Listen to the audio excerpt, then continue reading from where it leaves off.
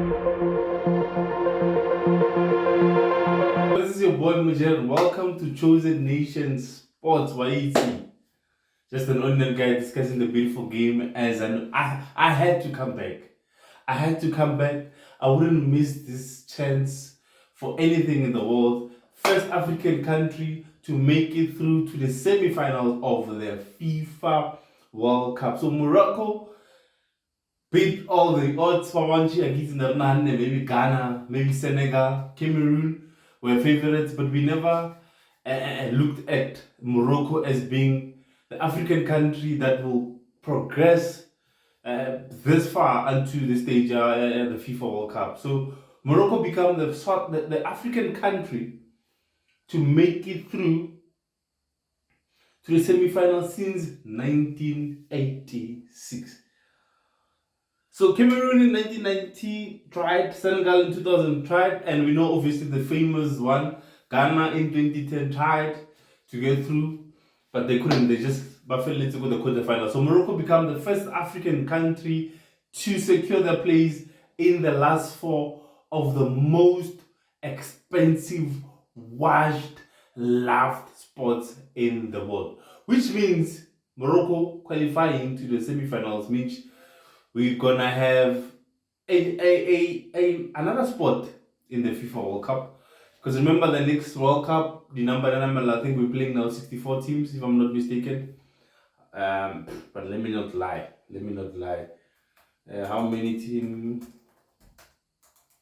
But we're gonna get another spot in the another spot in the FIFA World Cup, because as it stands, I think Africa would have had 10.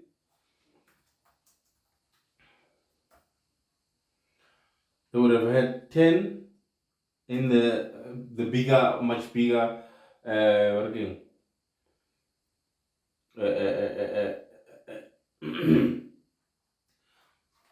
World Cup. So now we only had 5. We had only 5.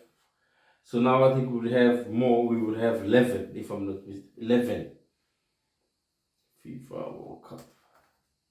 We would have 11. So thank to Morocco for getting us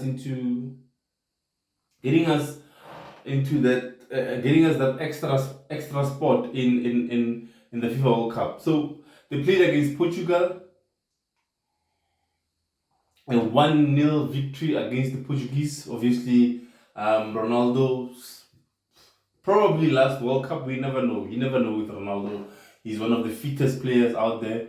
He's one of the most dedicated, hard-working footballers that you'll ever find. We never know. He would be 41 in the next World Cup. He might be playing. We don't know, but we'll have to see. So, yeah, they beat this Portuguese side 1-0, which I felt, for me, Portugal Azanga Yaba convincing for me. I never thought Portugal could go on to the final, but everyone wanted a Argentina-Portugal final because of Messi and Ronaldo, just to go head-to-head for probably the last time in their beautiful careers, to go for the last one. And this is the big one. Remember, neither of them has won the World Cup. So this was going to be a nice occasion if they meet in the final and see who conquers. But unfortunately for Ronaldo, he bows down with his Portuguese side. Morocco move on into the semi-finals of the FIFA World Cup.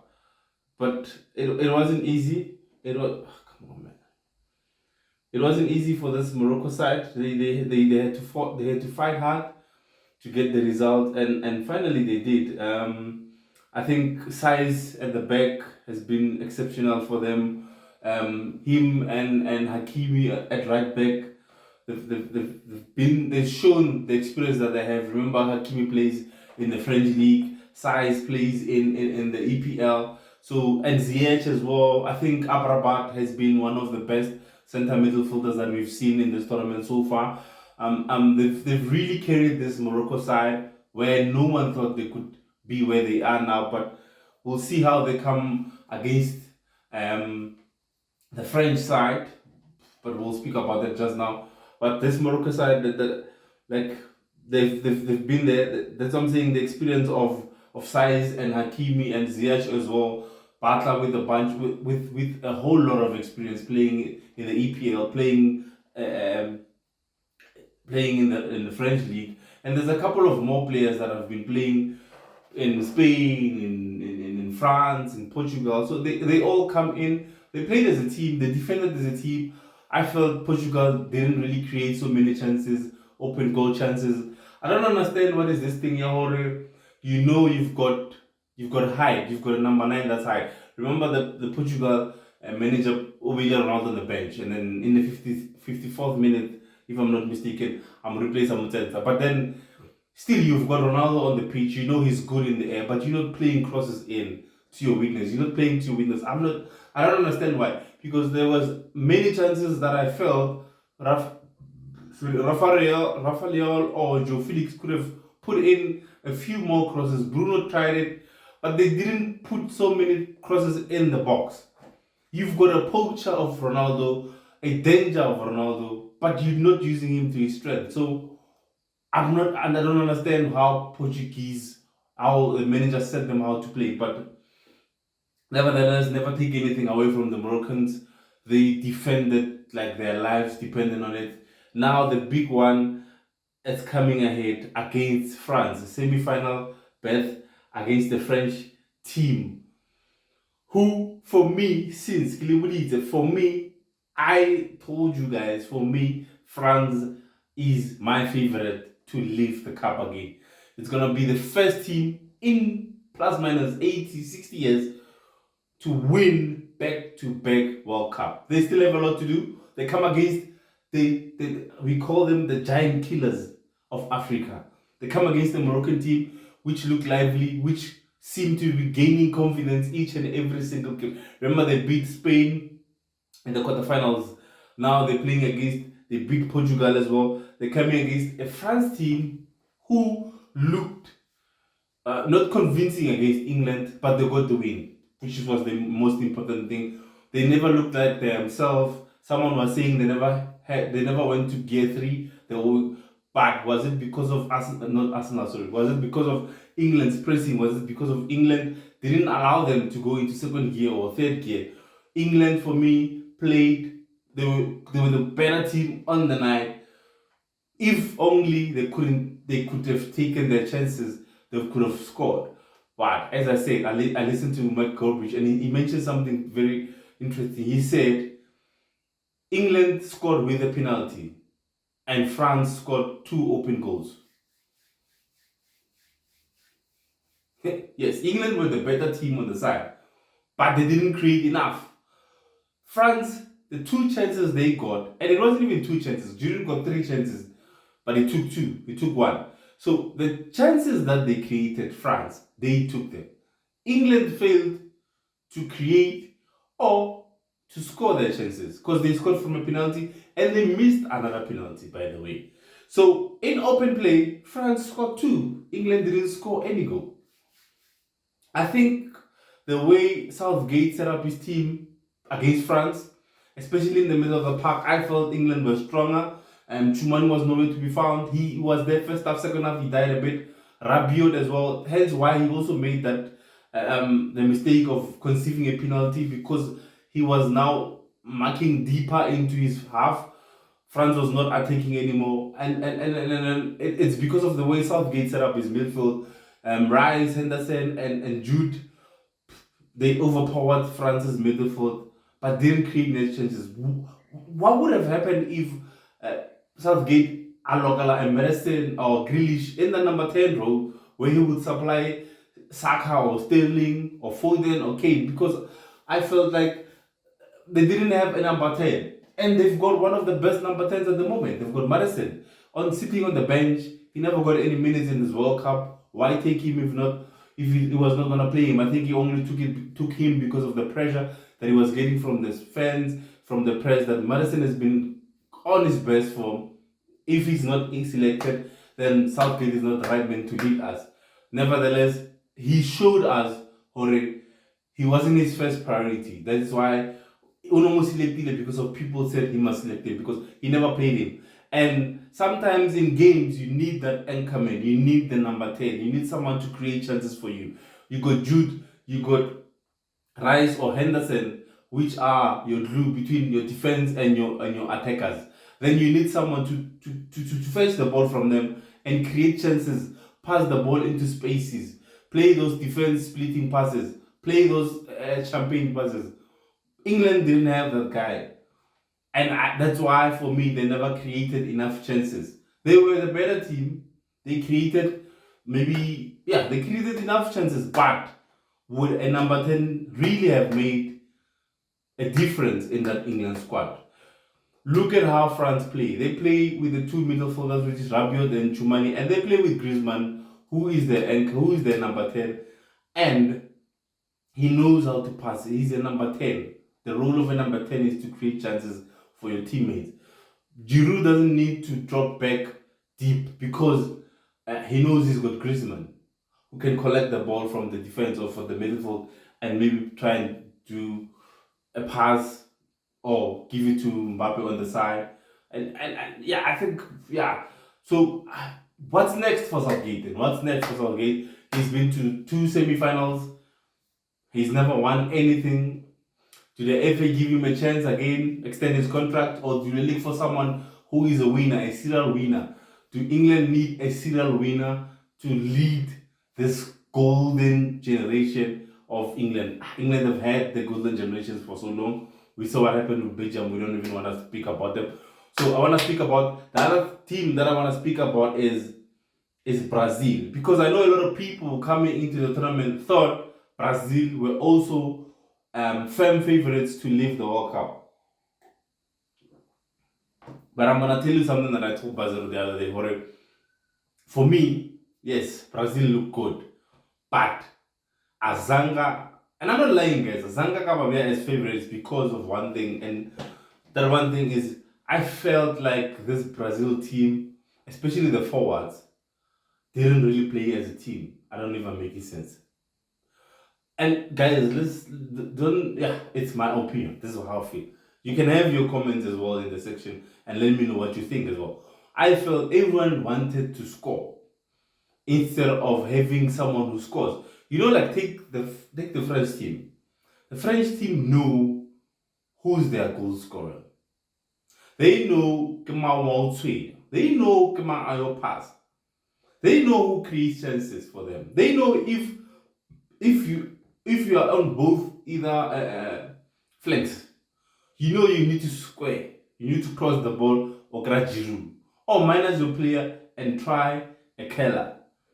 They know if the chips are down, if they dragged back, they know to pass a long ball to Mbappe or Aiting or only sprinty and he's got skill to take on his opponent.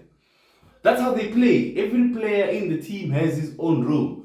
But this Brazil team, I felt everyone wanted the glory.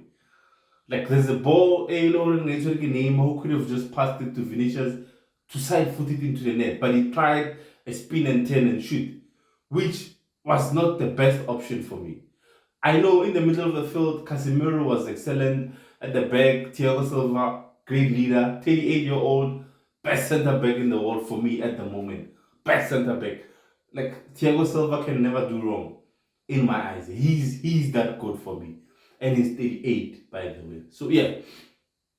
So I'm not sure if you guys are making sense, but I felt this Brazil team is as full of individuals instead of a team. And some might argue maybe they haven't played together for a long time, so I've also created that gel because they had the most talented Brazil and England for me had the most talented squad. The most talented squad. Either the first 11 or the bench. They could call on someone on the bench to change the game. The starting 11 can change the game. France, yes, the best team that they have for me is the starting lineup. The bench, France is slim. Remember, they had so many injury issues, so the bench is not that really good for me. It's not that I'm saying bench France is not good, but compared to Brazil and England, chance, Fatakans. Brazil and England had the best squad for me in this World Cup, but they failed to utilize it. It's either because of the coach's tactics or the starting lineup that he selects. So for that, They both out. They both out. We look forward to 4 teams. But from 32, now we are down to the last 4.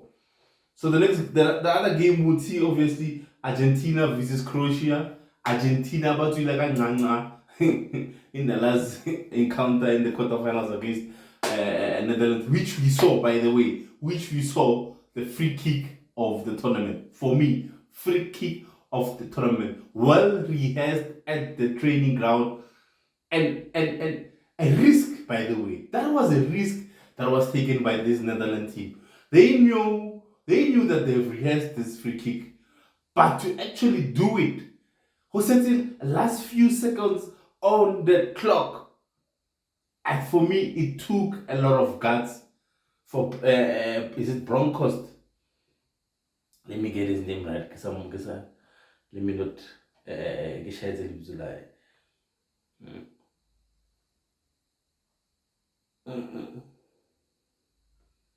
yeah, Berghuis. For Berghuis to play that ball to work, is it Verkost? Verkost, you know, advice to the number 9 or whatever they call number 21 or number 19. For him to play that ball, that last few seconds of the game, it took guts, it took balls to do that. And at the end, it paid off. I felt Van Gaal technically on that match, he was clever. I couldn't penetrate this Argentine team by passing. I need height. And he saw Lisandro Martinez, what Man United, he's not that tall of a striker. Otamendi, for me, he's not that strong in the air. So he thought, okay, I've got 2 tall strikers on my bench. Let me throw them in. I've got Gopko who can cross. I've got Berghuis who can cross. I've got Dumfries who can cross. Let me throw my 2 tallest strikers Kopin. And it worked for him. He worked for him. Number 19 came on. He scored the first goal with a brilliant header. The second one, obviously, a beautiful set piece taken. But Argentina really looked lost. They looked lost. They thought they had the game won when it was 2-0 when Messi scored the penalty. They thought it was game over. But it is not over until the third lady sings. And we saw what happened. They almost got punished.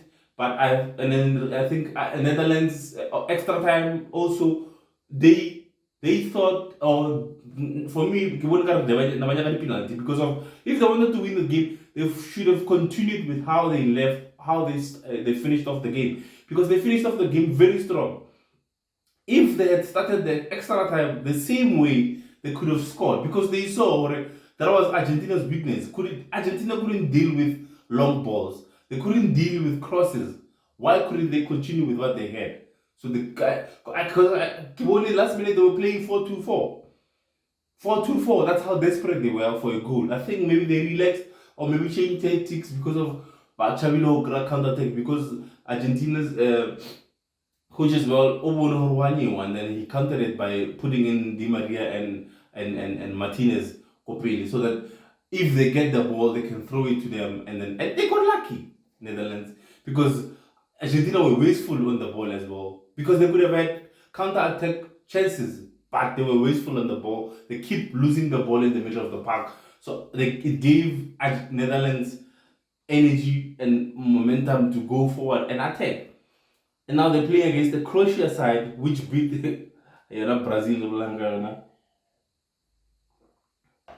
But level Croatia, their last 2 games, in the round of 16, it was a 1-0 draw. They won 3-1 scored penalty.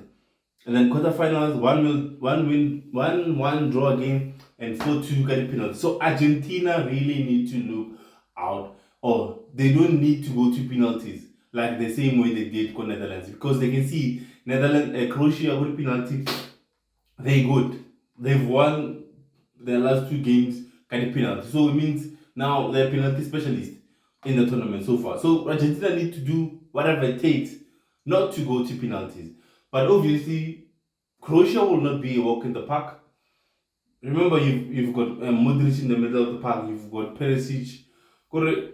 They're not they did not get to this stage they are by just being a winner or a winner. They came back from a goal 0 down Brazil to score and draw the game and force the game to go to extra time and go to penalties where they won.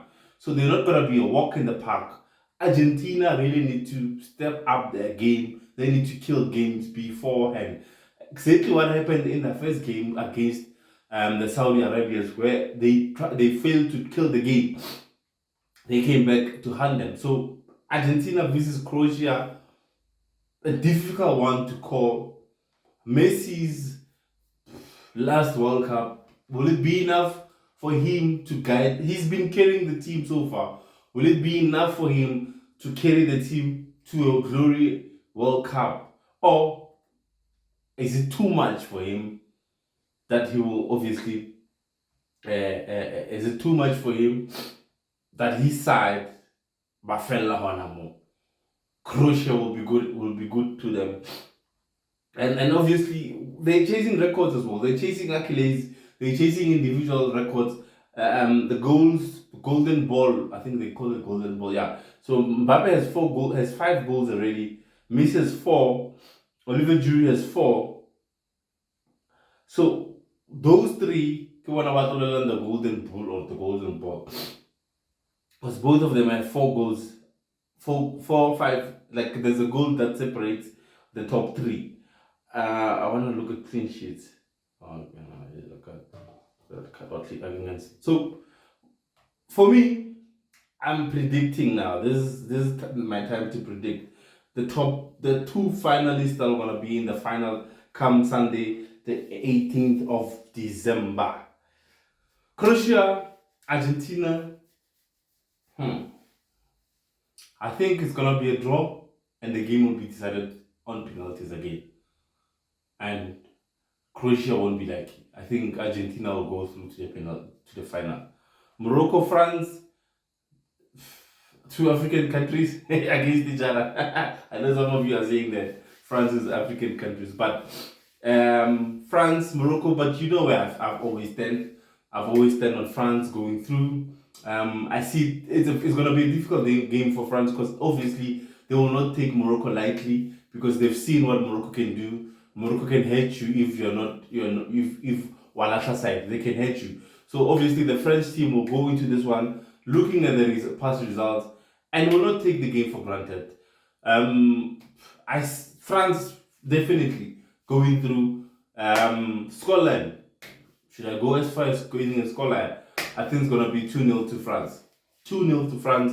Mbappe and Giroud getting the goals. So the final on Sunday for me, Argentina versus France, whereby France will be crowned the FIFA World Cup champions for the 2nd time in a row, defending their World Cup. A first team in plus minus 80 years or 60 years, yeah, to defend the World Cup champion. France, I'm going with the France, La Bleu, all the way. Yeah, see you on Sunday. Not Sunday, sorry. See you on Friday when we see who, if I got my predictions right. And let me know what you think as well. You can have your predictions in the comment section. Remember to like and subscribe the page. Subscribe, fella. So yeah, until we meet again, remember, prevention is better than cure. Don't risk it unless it's worth it. I'm out.